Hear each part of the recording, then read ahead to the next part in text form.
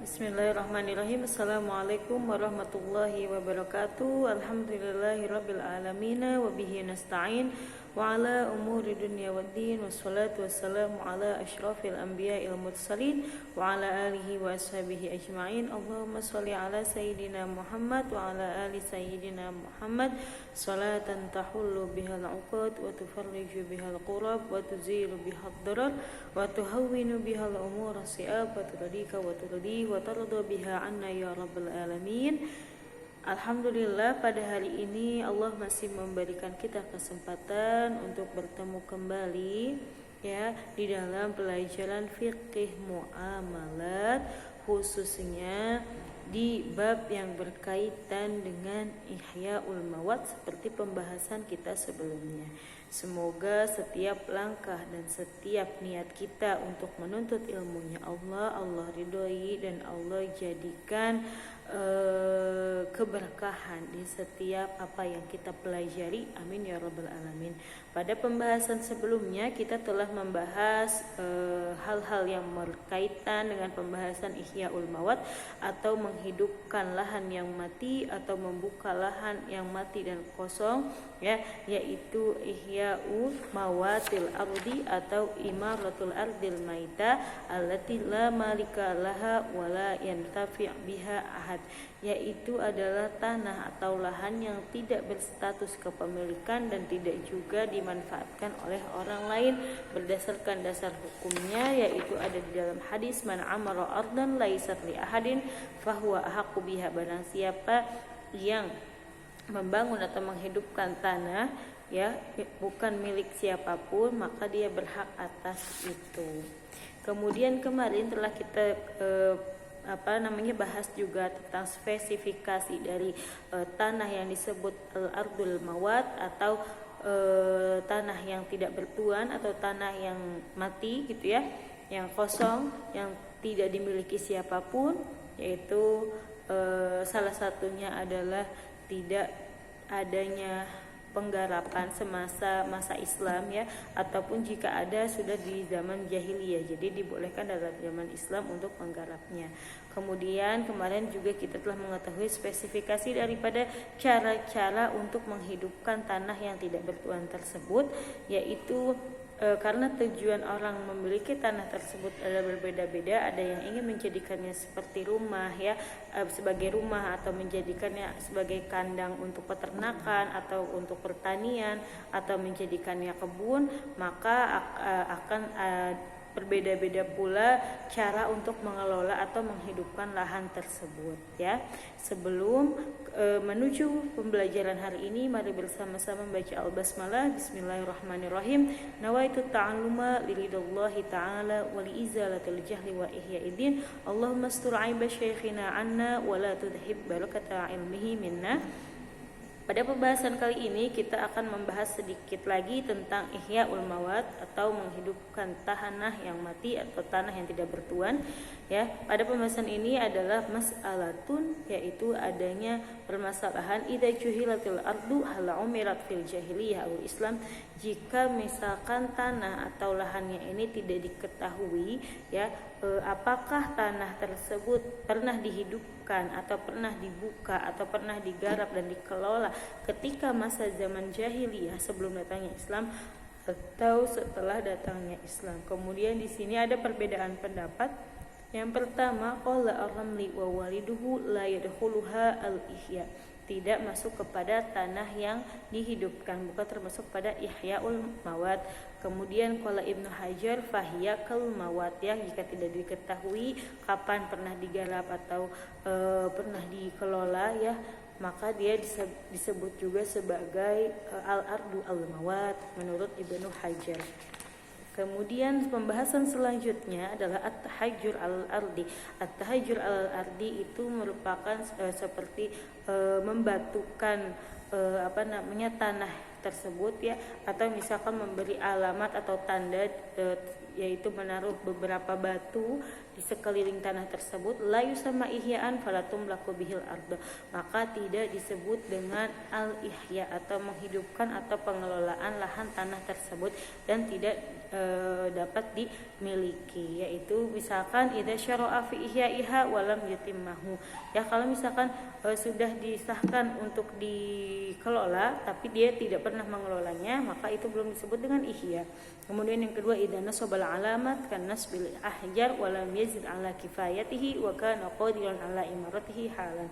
Jika dia hanya memberi misalkan tanda misalkan di sekeliling tanah tersebut beberapa batu gitu ya, dan tidak menambah lagi dan tidak mengurusnya lagi, padahal sebenarnya dia mampu untuk melakukan pengelolaan tersebut pada waktu itu, maka belum disebut dengan ihya.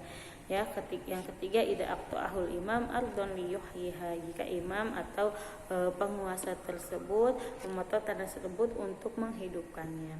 Hukmul ardi ba'da tahajjur, nah bagaimana kemudian hukum tanah yang telah diberi tanda batu tersebut, yakunu huwa aula, bagi orang yang tahajjur di situ maka dia lebih diutamakan untuk menggunakan tanah tersebut. Fayahrumu ala ghairihi muzahamatihi, maka tidak boleh untuk orang lain mengelolanya karena sudah ada yang at-tahajjur di dalamnya. Ya, kemudian pada hari ini juga akan membahas beberapa yang berkaitan dengan Ihyaul Mawat, tetapi lebih kepada al-hukuk al-mushtarakah, yaitu al-hukuk al-mushtarakah adalah hak-hak yang dimiliki oleh bersama atau hak-hak yang dimiliki demi kemaslahatan bersama. Wal aslu fiha, ya, yang mana kenapa kita membahas ini, ada dasar hukumnya, yaitu al-aslu fiha adalah sabda Rasulullah SAW, al-muslimuna syuraka'u fi talatha, al-ma'i wal kala'i wan nar. Jadi orang muslim itu berserikat di antara sesama muslim yaitu dalam 3 perkara, yaitu dalam air, al-kala atau kemudian ada benang rumput, dan kemudian ada nar itu api. Ya, sudah kita ketahui bahwa air, bahwa rumput atau sejenisnya dan juga api itu ya merupakan komponen utama di dalam kehidupan sehari-hari kita ya. Dari mulai bangun tidur kita mencari air untuk minum, untuk berwudu, untuk mandi, untuk membersihkan segala macam. Kalau tanpa air kita akan kesusahan juga untuk membersihkan misalkan badan kita, perabotan rumah dan segala macamnya ya. Kemudian selanjutnya adalah hafrul bi'ri bimawatin au milkin, bagaimana sekarang hukumnya atau bagaimana penjelasan tentang menggali sumur di tanah yang mawat atau yang tidak bertuan atau tanah kepemilikan sendiri. Yang pertama adalah idza hafara bi'ran, jika menggali tanah atau menggali sumurnya tersebut di tanah mawat litamaluk, ya, di tanah yang tidak bertuan, di tanah yang mati tersebut, malakal arda wa ma'aha, maka dia nanti setelah menggali sumurnya, tanahnya yang digali itu milik dia dan airnya pun milik dia. Kemudian yang kedua, idza hafara bi'ran bimilkihi, kalau menggali sumurnya di tanah milik dia sendiri, malaka ma'aha, maka air yang dihasilkan dari sumur tersebut merupakan miliknya, li'annahu nama umilkihi, karena air yang dihasilkan dari sumur tersebut merupakan pertumbuhan atau pertambahan dari tanah yang dia miliki, maka air yang keluar dari sumur tersebut adalah miliknya. Yang ketiga, idza hafara bi'ran bimawat lilintifa biha muddah iqamah fahuwa aula biha min ghairihi hatta yartahil. Jika ada seseorang yang menggali sumur, ya, membuat sumur di tanah yang tidak bertuan tetapi untuk dimanfaatkan dalam beberapa tahun, misalkan dia bermukim di situ, maka dia yang lebih berhak untuk menggunakannya terlebih dahulu daripada orang lain sampai dia yartahil, pergi dari tempat tersebut. Bisa difahami sampai di sini. Jadi ada hak-hak bersama untuk kemaslahatan bersama. Ada yang salah satunya adalah air, merupakan komponen utama di dalam kehidupan sehari-hari kita. Kemudian ada wujubu badlil ma'i. Wujubu badlil ma'i adalah kewajiban untuk memberikan air, ya. Jadi karena air itu merupakan kebutuhan maslahat setiap manusia, Maka setiap dari kita wajib untuk memberikan air kepada orang lain, tetapi dengan hal ini adalah berlaku dalam beberapa syarat. Ya, jadi contohnya adalah idza malakal insanu ma'an fi bi'rin aw ainin mimma yustakhlab, ya jika seorang mempunyai air, misalkan dia mempunyai sumur air, dia mempunyai mata air, mimma yustakhlab yaitu tempat keluarnya air, ya, fayajibu alaihil badal, maka wajib baginya untuk memberikan atau membaginya juga kepada orang lain, ai taqdimul ma, atau mendahulukan pemakaian air tersebut kepada orang atau sesuatu yang membutuhkan, dan tidak boleh juga untuk mengambil keuntungan darinya atau biaya darinya. Tetapi walakin bisyurut, tetapi hal ini kewajiban untuk memberikan air atau membagikan air kepada orang lain atau kepada sesuatu yang lainnya adalah diberlakukan dengan syarat-syarat berikut. Yang pertama adalah an yakunal ma mimma yustahlab, air yang dia miliki, yang seseorang itu miliki, mimma yustahlab, memang dari tempat keluarnya air.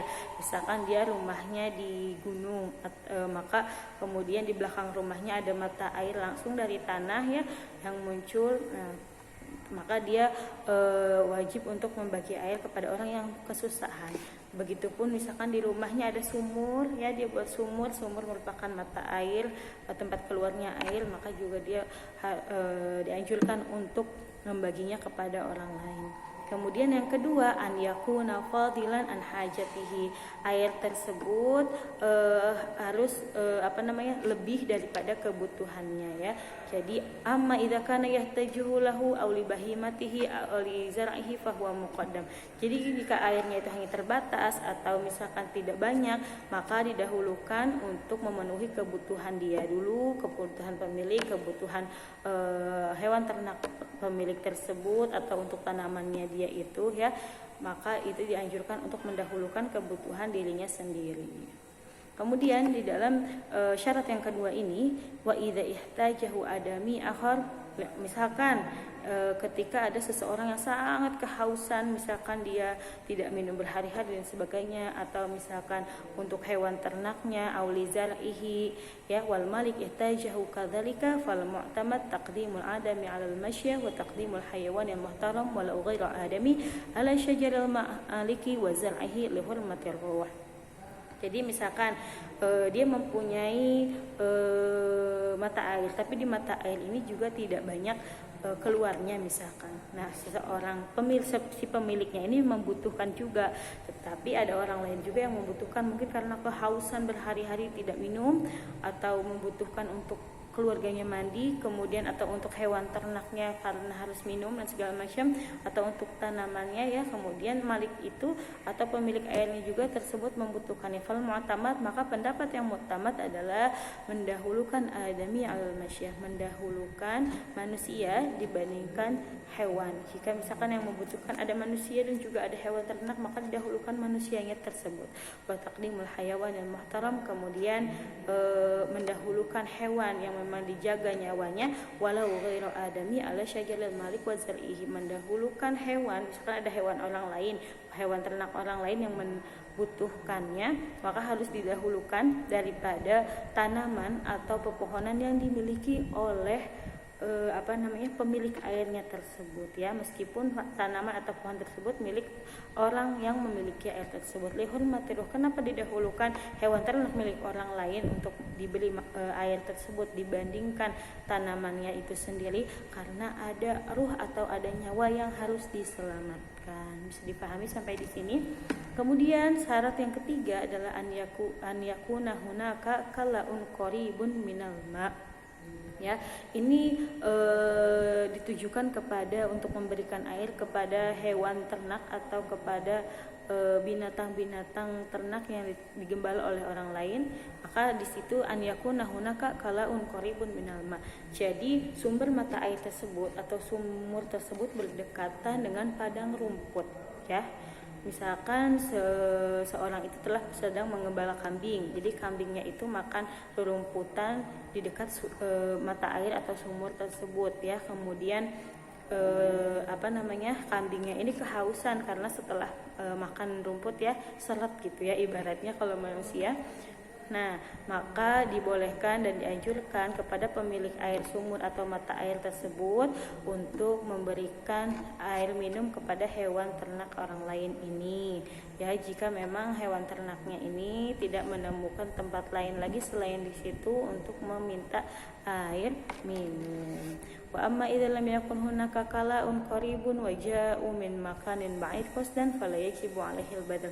Tetapi apabila misalkan di dekat mata air atau sumur tersebut tidak ada padang rumput dan orang yang mengembala itu sengaja datang jauh-jauh ke mata air tersebut hanya untuk mengambil air, maka tidak wajib untuk diberikan.